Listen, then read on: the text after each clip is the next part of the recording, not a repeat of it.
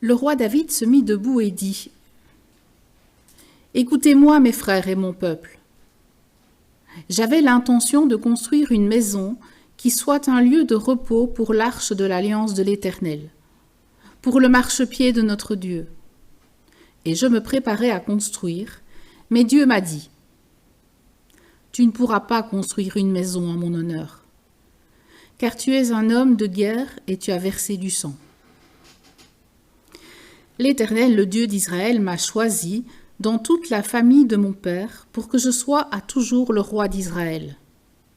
Oui, il a choisi Juda pour chef dans la tribu de Juda. Il a choisi la famille de mon père, et parmi les fils de mon père, c'est moi qu'il a voulu faire régner sur tout Israël.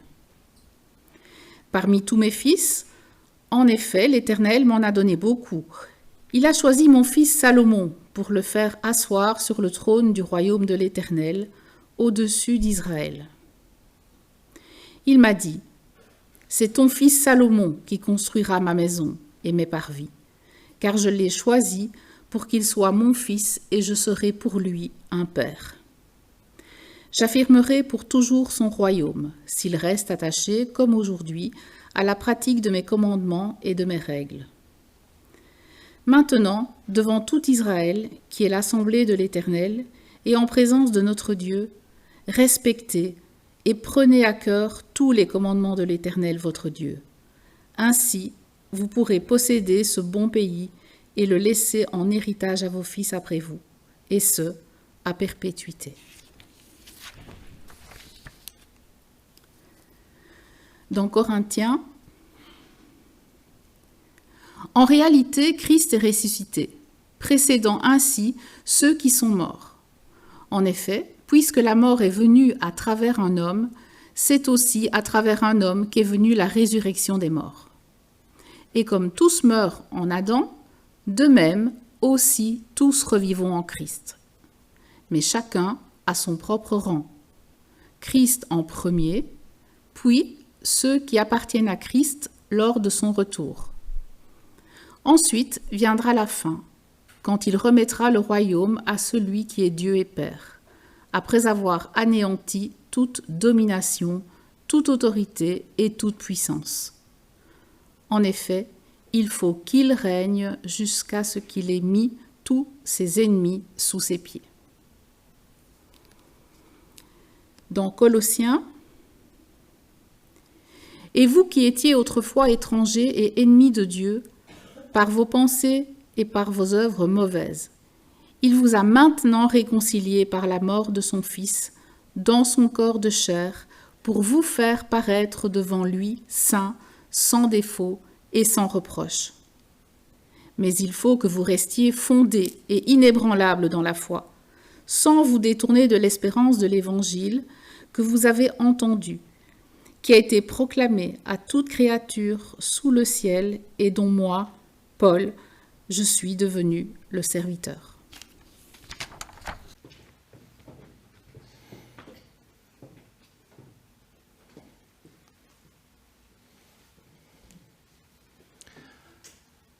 Avec les textes que nous avons entendus, il y a beaucoup de choses qui pourraient être dites. Et ne vous attendez pas à un exposé qui reprend tout. Ce serait bien compliqué. Je vais, vous allez voir, me focaliser sur quelque chose d'assez pointu aujourd'hui. Alors, le philosophe grec Plutarque, qui a vécu essentiellement au 1er siècle de notre ère, a déclaré avec beaucoup de sagesse ceci : il faut avoir des amis et des ennemis. Des amis pour nous apprendre notre devoir et des ennemis pour nous obliger à le faire. Je dois répéter ? Il faut avoir des amis et des amis pour apprendre notre devoir et des ennemis pour nous obliger à le faire. Alors, quand on entend les témoignages des églises persécutées, nous sommes toujours frappés par la ferveur des chrétiens qui subissent une vive oppression de la part d'ennemis bien visibles. A contrario, dans les pays où l'indifférence grandit à l'égard du fait religieux, l'Église semble oublier sa raison d'être, son zèle. Elle s'installe dans un petit cocon toujours plus petit et douillet. Dans cet entre-nous confortable, nous aimons nous rencontrer lors des cultes, lors des études bibliques, lors de nos diverses rencontres fraternelles, pour apprendre et discuter longuement sur ce que signifie être chrétien. Oui, entre amis, comme le dit Plutarque, nous parlons de ce que nous devons faire. Mais parallèlement, l'importance de l'engagement, de la discipline personnelle, de l'action, s'amenuise rapidement. Plutarque n'aurait-il pas raison en disant que la présence de l'adversité nous obligerait à davantage aller en action? Bien entendu, ça ne signifie pas n'importe quelle action. Mais je propose de revenir sur ce point à la fin de la prédication. D'abord, je vous invite à une réflexion inhabituelle autour d'un mot. Un mot utilisé dans l'Écriture, pas beaucoup de fois. Le marchepied. Vous savez ce que c'est un marchepied, hein? C'est pour mettre ses pieds quand on veut se reposer ou quand on est assis sur un trône, on va mettre un petit marchepied pour donner un peu de hauteur au roi. Alors regardons d'abord la question du marchepied dans l'Ancien Testament. Mais je vais quand même utiliser le Nouveau Testament pour partir vers l'Ancien Testament. Dans le Nouveau Testament, comme l'illustre le passage que nous venons d'entendre en 1 Corinthiens 15, il est très souvent question du règne du Christ jusqu'à ce qu'il fasse de tous ses ennemis son marchepied. Ça a été traduit dans le texte tout à l'heure, jusqu'à ce que ses ennemis soient sous ses pieds, mais littéralement, jusqu'à ce qu'il fasse de ses ennemis son marchepied. Alors tous ces passages du Nouveau Testament, et il y en a un paquet, il y en a au moins une dizaine, tous ces passages du Nouveau Testament se réfèrent en réalité à un même verset dans l'Ancien Testament, dans un verset que l'on trouve dans le psaume 110, verset 1, un psaume de David. « L'Éternel a déclaré à mon Seigneur, assieds-toi à ma droite jusqu'à ce que j'ai fait de tes ennemis ton marchepied. » C'est là une image très frappante qui était appliquée littéralement dans l'Antiquité. Essayez d'imaginer la scène, littéralement. Après une bataille, le vainqueur posait son pied sur la nuque de l'ennemi vaincu. Ça nous choque? On trouve un exemple dans le livre de Josué. Je vous lis un petit exemple dans ce livre. Lorsqu'ils ont amené ces rois devant lui, Josué appela tous les hommes d'Israël et dit aux chefs des hommes de guerre qui avaient marché avec lui, « Approchez-vous, mettez votre pied sur le cou de ces rois. » Ils s'approchèrent et mirent le pied sur leur cou. Josué leur dit, « N'ayez pas peur et ne vous laissez pas effrayer. Fortifiez-vous et ayez du courage, car c'est ainsi que l'Éternel traitera vos ennemis contre lesquels vous vous battez. » Donc on a vraiment ici une illustration de ce qui se faisait littéralement. Et l'archéologie, d'ailleurs, confirme cette pratique, puisqu'on a retrouvé des socles de statues, une sorte de marchepied pour les statues de rois, de princes, ou aussi des escabeaux, des marchepieds, sur lesquels étaient sculptés des ennemis pour illustrer justement le fait de marcher sur ses ennemis. Donc ce n'était pas que dans la Bible, c'était dans vraiment quelque chose qui était présent dans la culture, dans les cultures antiques. Alors les autres fois où il est question du marchepied dans l'Ancien Testament, c'est pour désigner le marchepied de Dieu, à savoir l'arche d'alliance ou le temple ou Sion, c'est-à-dire le mont où se trouve le temple construit par Salomon, ou encore la terre entière, différents versets avec ces différentes catégories. Et c'est ce que nous voyons dans le discours de David concernant le temple à construire par son fils Salomon, homme de paix. le texte que nous venons d'entendre dans 1 Chronique. « J'avais l'intention de construire une maison qui soit un lieu de repos pour l'arche d'alliance de l'Éternel, pour le marchepied de notre Dieu, dit-il. » Ainsi donc, d'une part, nous avons une reprise importante du psaume 110, verset 1, parlant du marchepied pour les ennemis. D'autre part, nous avons plusieurs références du marchepied en lien avec le temple de Dieu. Et cela m'a conduit à me poser une question. Existe-t-il un lien entre les ennemis de Dieu et le temple, puisque tous les deux, finalement, sont désignés par le même mot dans l'Écriture. Et ma conclusion est qu'il existe effectivement un lien entre les deux.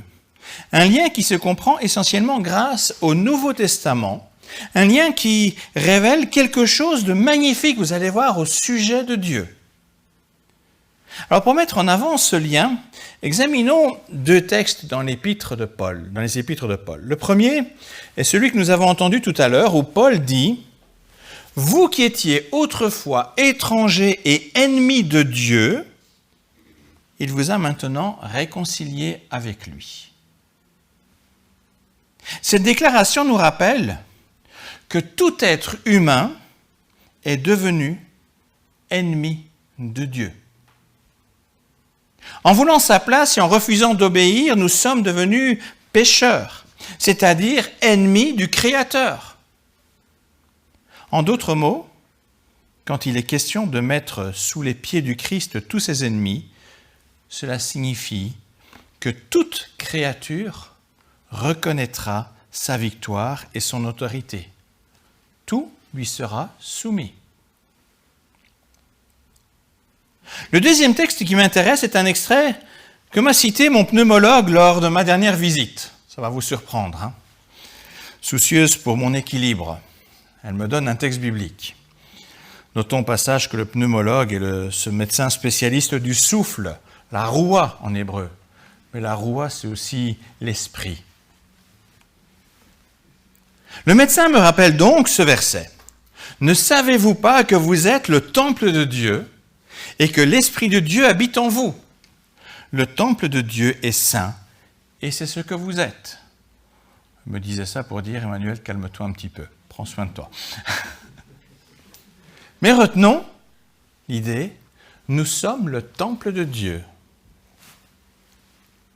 Ainsi donc, de façon très étonnante, nous sommes destinés à être le marchepied de Dieu en tant que temple et en tant que pécheurs transformés pour être le temple.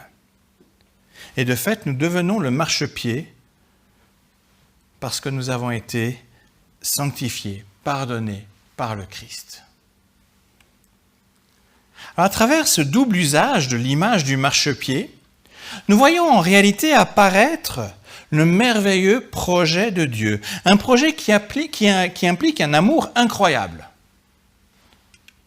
Dans la logique humaine, prendre l'ennemi comme marchepied était un geste de domination et d'humiliation pour écraser l'adversaire. Et c'est bien ce que Jésus a accompli par sa mort et sa résurrection. Il a dominé le péché et la mort qui en découle.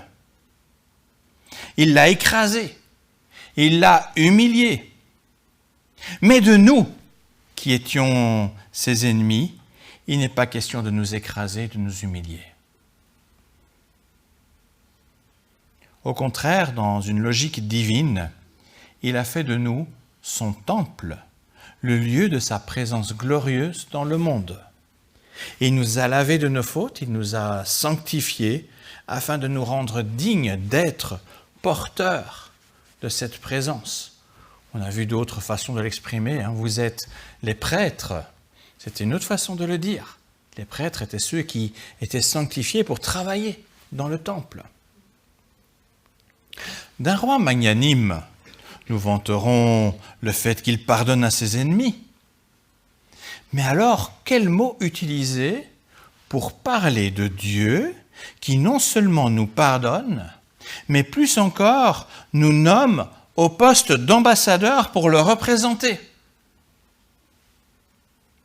Les chrétiens aujourd'hui sont effectivement le marchepied de Dieu en tant que temple du Saint-Esprit construit par le Fils de paix, le Christ préfiguré par Salomon. Mais ce n'est en rien un écrasement. Non, c'est une façon de dire que notre présence dans ce monde est un indicateur de la présence même de Dieu au milieu de nous. Tout comme l'arche était désignée comme marchepied de Dieu, nous sommes à notre tour porteurs d'une alliance nouvelle désirée par Christ pour réconcilier le monde avec Dieu le Père, réconcilier les ennemis comme nous l'étions nous autrefois. D'ennemis, Dieu a fait de nous ses amis.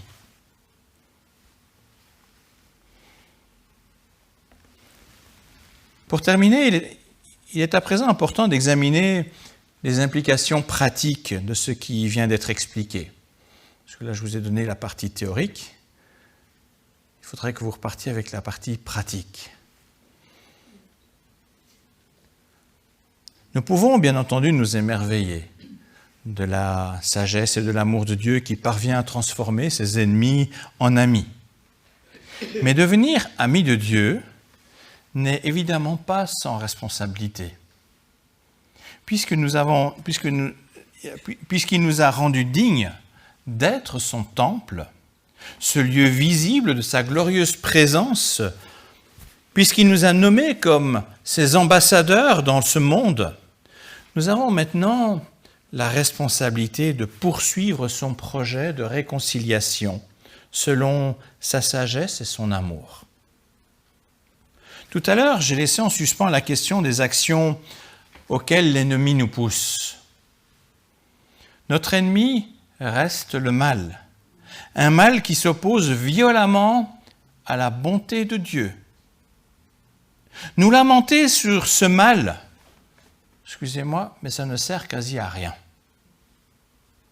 Ce n'est pas cela que Dieu attend de nous. Pour faire face à l'ennemi, pour nous mettre en action, Jésus nous enseigne la bonne attitude, la bonne action. Un des passages les plus compliqués à mettre en pratique dans notre vie.